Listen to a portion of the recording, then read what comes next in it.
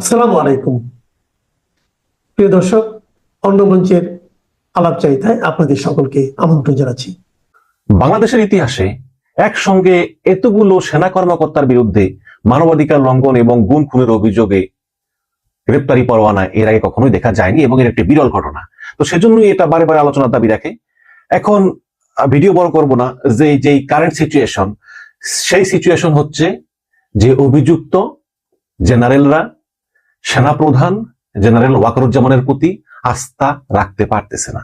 প্রথম মনে করা হয়েছিল যে ওয়াকারুজ্জামান যেভাবেই হোক তিনি বড় বড় দলগুলোর সঙ্গে কথা বলে বা কূটনৈতিকভাবে বিভিন্ন দেশের সঙ্গে কথা বলে বা সরকারের ভিতরেই তিনি আলাপ আলোচনা করে যেভাবেই হোক তিনি ম্যানেজ করে ফেলবেন, একটা বিশ্বাস ছিল ইনডেমনিটি বা যে কোনো কিছু। কিন্তু জেনারেল ওয়াকার সেক্ষেত্রে সে চেষ্টা না করে তিনি করেছেন যে ন্যায় বিচার পাওয়ার জন্য আইনি সহায়তা। আমি আগেই বলেছিলাম আপনাদেরকে যে জেনারেল ওয়াকার জনের প্রতি আপনারা বিশ্বাস রাখেন, তিনি এমন কোনো কাজ করবেন না যেটা আসলে দেশের ক্ষতি হয়। তিনি চেয়েছেন কি যে এই অভিযুক্তরা আসলে ন্যায় বিচার পাক, আইনি সহায়তা এটা তো সবারই অধিকার, যে যত বড় অপরাধী হোক না কেন তার আইনি সহায়তা পাওয়ার অধিকার আছে দেশের আইনে। সুতরাং সেটা ওয়াকার চেয়েছেন এবং আস্তে আস্তে আসলে এইসব অভিযুক্ত জেনারেলদের আশা ভরসা শেষ হয়ে যাচ্ছে। এবং সাম্প্রতিক সময় আবার দুটো জিনিস ঘটেছে। একটা হচ্ছে জাতিসংঘ মানবাধিকার কাউন্সিল, তারা এই বিচারকে স্বাগত জানিয়েছে এবং বৈশ্বিক মানবাধিকার সংস্থা হিউম্যান রাইটস ওয়াচ তারাও এই বিচার কার্যকে স্বাগত জানিয়েছে এবং তারা বলেছে যে এই গুম খুন যে হয়েছে এটার বিচারের যে উদ্যোগটা এটা সত্যি প্রশংসনীয় এবং এর ফলে আসলে আইনের শাসন প্রতিষ্ঠিত হওয়ার পথে বাংলাদেশ এক ধাপে এগিয়ে গেল। এখন এই জাতিসংঘ মানবাধিকার কাউন্সিল এবং হিউম্যান রাইটস ওয়াচ এই দুইটা শক্তিশালী অর্গানাইজেশন তারা এই অভিযুক্ত জেনারেলদের বিরুদ্ধে যে গ্রেপ্তারি পরোয়ানা তাকে স্বাগত জানিয়েছে। সুতরাং এতে এই জেনারেলরা আসলে তাদের মনোবলটা অনেকটাই হারিয়ে ফেলেছেন এবং এই সম্প্রতি যে 24 জন সেনা অফিসারদের বিরুদ্ধে গুম খুন এবং মানবতা বিরোধী অপরাধের জন্য গ্রেপ্তারি পরোয়ানা জারি করা হয়েছে তার ভিতরে মেজর জেনারেল কবির হচ্ছে একজন, যিনি অলরেডি তামাবিল সীমান্ত দিয়ে ভারতে চলে গিয়েছেন এবং তাকে দেশের ভিতরেই কিছু লোকজন সহায়তা করেছেন শোনা যাচ্ছে। রামপুরাতে বিজিবির ইউনিফর্ম গায়ে দিয়ে যে লেফটেন্যান্ট কর্নেল রেদনুল হক 27 জনকে হত্যা করেছেন চায়না 7.62 সাবমেশিন গান সেমি অটোমেটিক দিয়ে, তো তিনি বলেছেন যে তাকে নাকি এই মেজর জেনারেল কবির ফোন করে বলেছিলেন যে আর কোনো সময় নেই, শেখ হাসিনাকে রক্ষা করতে হলে গুলি করে নির্বিচারে মানুষ মারতে হবে, ওই কিছু মারলে বাকি এমনিতে পালিয়ে যাবে। তো এই লেফটেন্যান্ট কর্নেল রেদনুল হক তিনি এই মেজর জেনারেল কবিরের কাছ থেকে নির্দেশ পেয়ে তিনি এই গুলি চালিয়েছেন, যেটা তিনি অলরেডি সামরিক আদালতে দেওয়া তার জবানবন্দিতে উল্লেখ করেছেন। তো এই কারণেই এই মেজর জেনারেল কবির আহমেদ তিনি চিন্তা করলেন যে আসলে তার তো আর মাফ নেই, তো তিনি এই তামাবিল সীমান্ত দিয়ে তিনি ভারতে চলে গিয়েছেন এবং ধারণা করা হয় যে যতই আসলে জেনারেল ওয়াকারুজ্জামানের উপর তাদের ভরসা হ্রাস পাবে ততই তারা বেশি বেশি করে পালিয়ে যাবেন। অলরেডি সাবেক এমপি এবং মন্ত্রীও মনে হয় পানি সম্পদ মন্ত্রী ছিলেন এনামুল হক শামীম, তার যে ভাই মেজর জেনারেল আমিনুল ইসলাম, যিনি এই জুলাই হত্যাকাণ্ডের সঙ্গে জড়িত এবং যিনি আনসারের প্রধান ছিলেন, হাসিনা পালিয়ে যাওয়ার পরেও কিন্তু তিনি আনসারের প্রধান ছিলেন। তো তারপর একটা আনসার বিদ্রোহ আপনারা জানেন হাসিনা পলায়নের পরপরই, তারপর তাকে 12ই আগস্ট সরিয়ে দেওয়া হয়, সরিয়ে দিয়ে মেজর জেনারেল মোতালেবকে আনসারের মহাপরিচালক পদে নিয়োগ দেওয়া হয়। তো এই মেজর জেনারেল আমিনুল ইসলাম তিনিও অলরেডি তার পুরো পরিবারকে দেশের বাইরে পাঠিয়ে দিয়েছেন, তিনিও চলে যাবেন। তো এরকম আস্তে আস্তে আসলে অভিযুক্ত জেনারেলরা সেনাবাহিনীর প্রধান ওয়াকারুজ্জামানের উপর আস্থা রাখতে পারতেছেন না। তো এখানে অনেকেই অনেক কথা বলে, আসলে কি মানে সেনাবাহিনীর ভিতরে একসঙ্গে এক জায়গায় বসলে অনেক মনোপিসিয়ে কথাবার্তা হয়। একটা প্রমোশনের একটা বোর্ড ছিল, সেই প্রমোশন বোর্ডে যে 58 জন সেনা অফিসার ছিল তাদের ভিতরে অভিযুক্তরা বলতেছে যে স্যার আপনি থাকতে আমাদের অবস্থা হবে, আমরা কিভাবে যাব, এই বিচারে আমাদেরকে নিয়ে যাবে, আমরা সেনাবাহিনীর অফিসার, আর এটা তো সেনাবাহিনীর জন্য মান সম্মানের বিষয়। মানে চেয়েছিল যে জেনারেল ওয়াকারকে ইমোশনালি ব্ল্যাকমেইল করতে। তো ওয়াকার সাহেব একটু ইমোশনাল হয়ে গিয়েছিলেন, তিনি বলেছেন যে আসলে এটা তো আমাদের জন্য অনেক কষ্টের যে আমাদের সেনাদেরকে দান্ডাবেড়ি দিয়ে নিয়ে যাবে। এখন আমি চিন্তা করতেছি যে আইনি সহায়তার ব্যবস্থা করবো যাতে তারা সর্বোচ্চ ন্যায় বিচারটা পায় এবং এর জন্য যদি কোনো দলীয় ফান্ড লাগে আমি সেটাও সরকারের সঙ্গে আলোচনা করবো এবং এবারে আমি চিফ প্রসিকিউটর তাজুল ইসলামের সঙ্গে আলোচনা করবো। ওই যে অনেকে বলতেছে যে সেনাপ্রধান নাকি তাজুল ভাইকে হুমকি দিয়েছে, আসলে হুমকি দেয়নি, তিনি আলোচনা করেছেন এই মামলা বিষয় নিয়ে এবং এটা কিন্তু আইনি আছে যে সেনাবাহিনীর বিরুদ্ধে যে সকল মামলা হবে সবকিছু কিন্তু সেনাপ্রধানকে অবহিত করতে হয়, টুকটাক খুঁটিনাটি এগুলো অবহিত করতে হয়, এটা নিয়ম আছে যেহেতু তিনি ওই বাহিনীর প্রধান।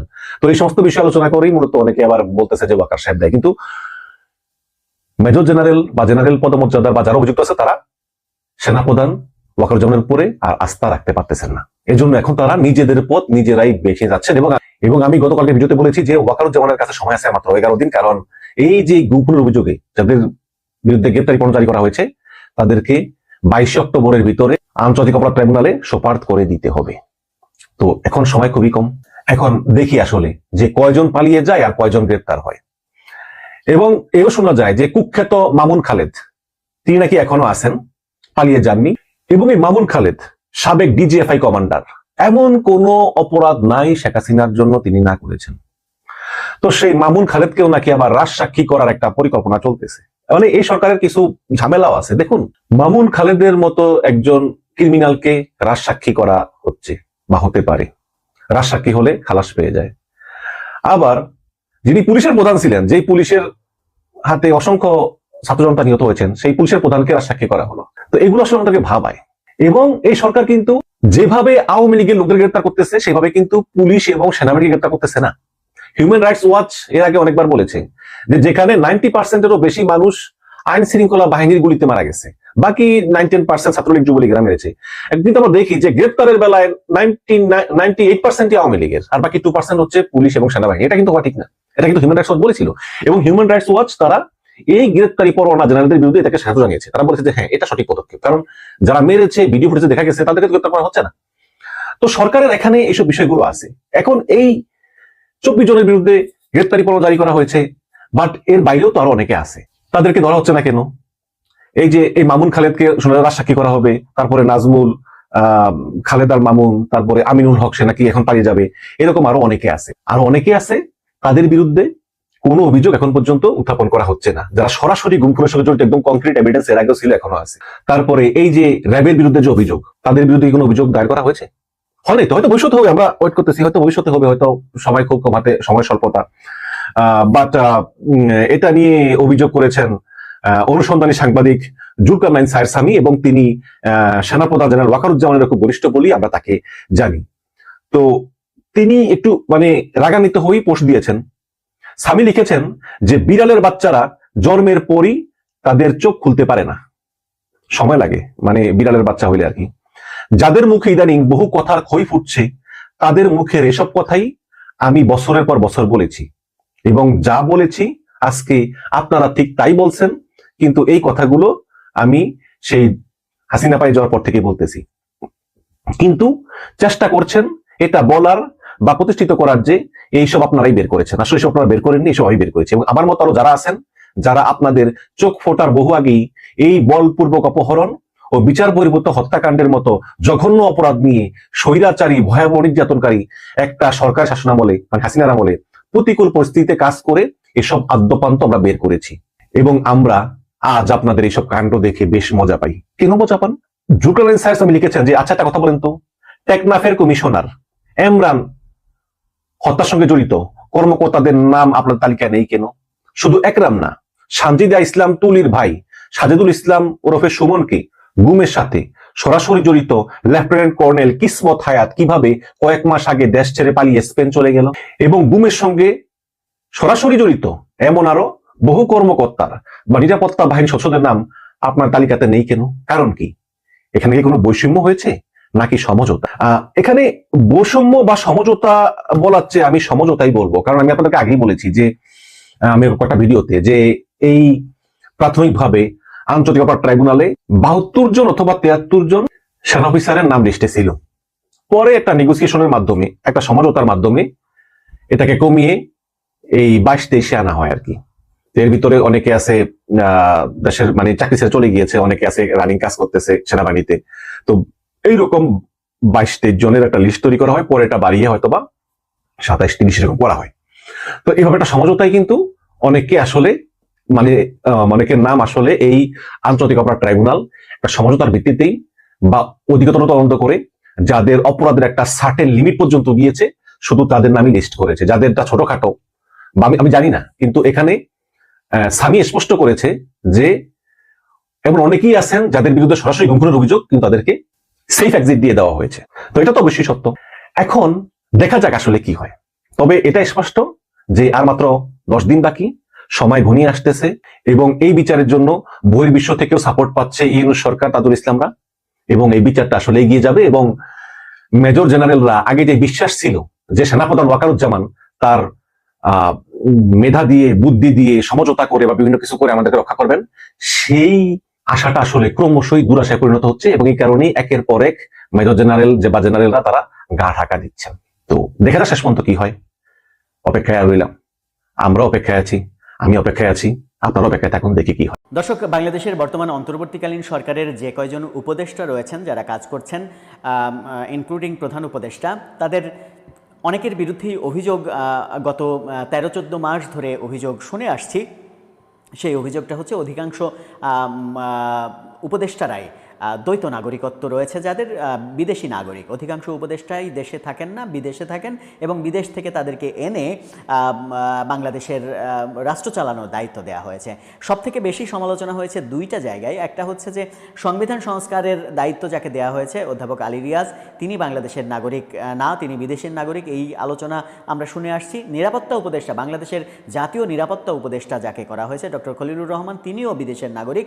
এই দুইটা জায়গায় বিদেশি একজন নাগরিক কেন বাংলাদেশের সংবিধান সংস্কার করবে, বিদেশি একজন নাগরিক কেন বাংলাদেশের নিরাপত্তা বিষয়ক উপদেষ্টা হবে, এই সমালোচনাটা সব থেকে বেশি হতে দেখেছে। কিন্তু এবার কয়েক কাঠি সরেস হয়ে বিএনপি নেত্রী রুমিন ফারহানা যে মন্তব্য করলেন, সেই মন্তব্যে ব্যক্তিগতভাবে আমিও একটু চমকে উঠেছি। কেন তিনি এই মন্তব্য করলেন? তিনি উপদেষ্টাদের নিয়ে একটা মানে কি বলবো, চাঞ্চল্যকর মন্তব্য করেছেন, যে মন্তব্যটা নিয়ে ভবিষ্যতে হয়তো তুলকালাম কাণ্ড হতে পারে। কি বললেন রুমিন ফারহানা, কি বোঝাতে চাইলেন, কি বুঝবো তার এই মন্তব্যের মাধ্যমে, একটু বোঝার চেষ্টা করবো এই ভিডিওতে। থাকবেন পলিটিক্স টিভির নিয়মিত আয়োজনে।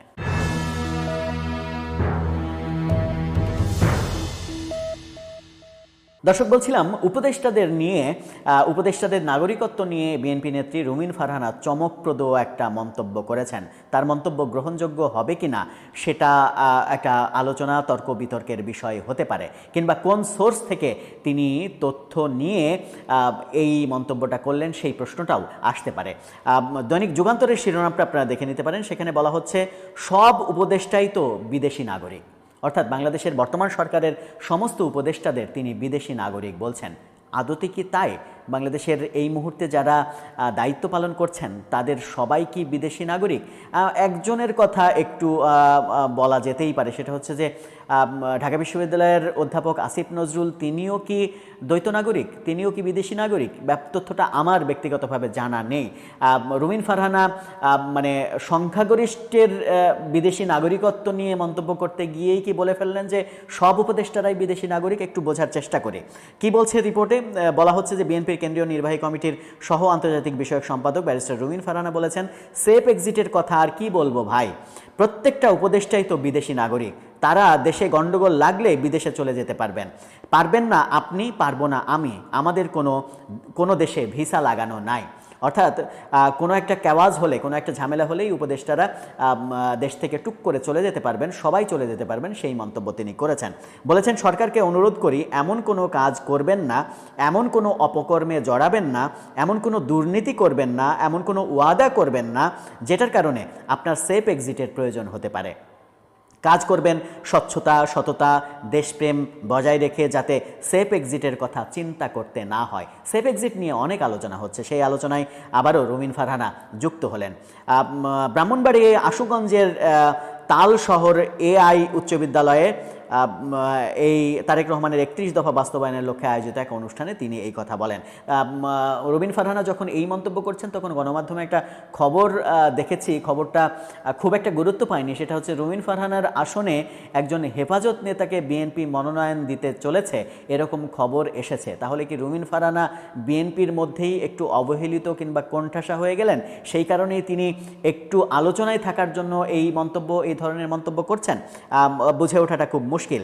নিজের দলের প্রতি রুমিন ফারহানা বলেছেন, অনেকেই মনে করেন আওয়ামী লীগ নাই তাই নির্বাচন সহজ হবে। এটা একটা ভালো মন্তব্য করেছেন তিনি। তারপরে বলেছেন যে এত সহজ হবে না, এখন থেকেই আপনাদের প্রস্তুতি শুরু করতে হবে।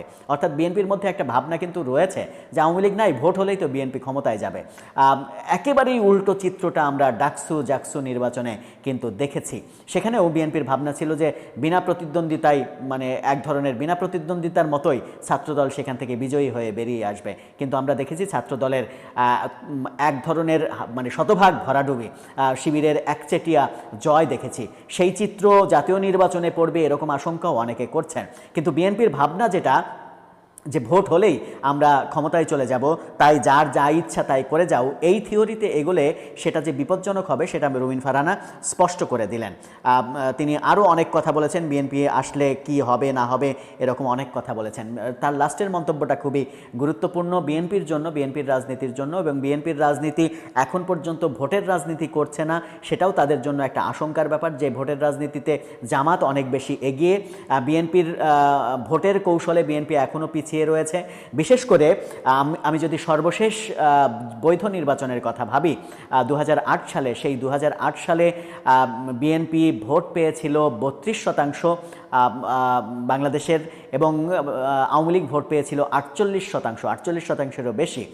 সেই ইকুয়েশনে বাংলাদেশ আওয়ামী লীগের ভোট যদি বিবেচনা করা হয় তাহলে 30-40% আওয়ামী লীগের কিন্তু একটা ভোট ব্যাংক রয়েছে। সেই ভোট ব্যাংককে অনাস্থায় রেখে বিএনপি অনায়াসে ভোটে জিতে আসবে আওয়ামী লীগ যদি অংশগ্রহণ না করে, সেটা কিন্তু খুব একটা সহজ ইকুয়েশন হবে না। আওয়ামী লীগের ভোট যদি অন্য কোনো দলের বাক্সে চলে যায় তাহলে সেই দলের বাক্স যে অনেক বেশি ভরপুর হয়ে যাবে সেই ধারণা বিএনপির নেতাকর্মীদের আছে কিনা সেই ব্যাপারে যথেষ্ট সন্দেহ রয়েছে। যেটা রুমিন ফারহানা বললেন যে আওয়ামী লীগ নেই বলে আমি সহজেই জিতে যাব, ভোট হলেই জিতে ক্ষমতায় চলে যাব, সেই বাস্তবতা কিন্তু পাল্টে যেতেও পারে। বিএনপি এখন পর্যন্ত দেশের আনাচে কানাচে সব জায়গায় আওয়ামী লীগের বিরুদ্ধে নানা ধরনের কার্যক্রম, মানে মামলাবাজি সহ বিভিন্ন ধরনের নিপীড়ন, নির্যাতন, এরকম অভিযোগ কিন্তু বিএনপির নেতাদের বিরুদ্ধে আসছে।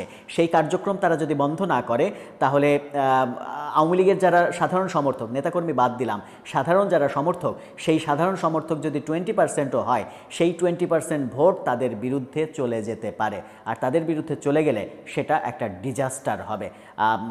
সেই আলোচনা রয়েছে। রুমিন ফারহানা সম্ভবত সেটাই একটু উস্কে দিলেন। কিন্তু তিনি যে মন্তব্য করলেন যে উপদেষ্টাদের সবাই বিদেশি নাগরিক এবং দেশে একটা ক্যাওয়াজ বাঁধলেই তারা টুক করে দেশের বাইরে চলে যাবে, পালিয়ে যাবে, সেটা কতটা অথেন্টিক? বাংলাদেশ সরকারের, বর্তমান সরকারের সব উপদেষ্টা কি বিদেশি নাগরিক? এ ব্যাপারে আমার যথেষ্ট সন্দেহ রয়েছে। এই ব্যাপারে যথেষ্ট তথ্য আমার কাছে নেই। দর্শক, আপনাদের কাছে তথ্য যদি থাকে তাহলে জানিয়ে লিখতে পারেন আমাদের কমেন্ট।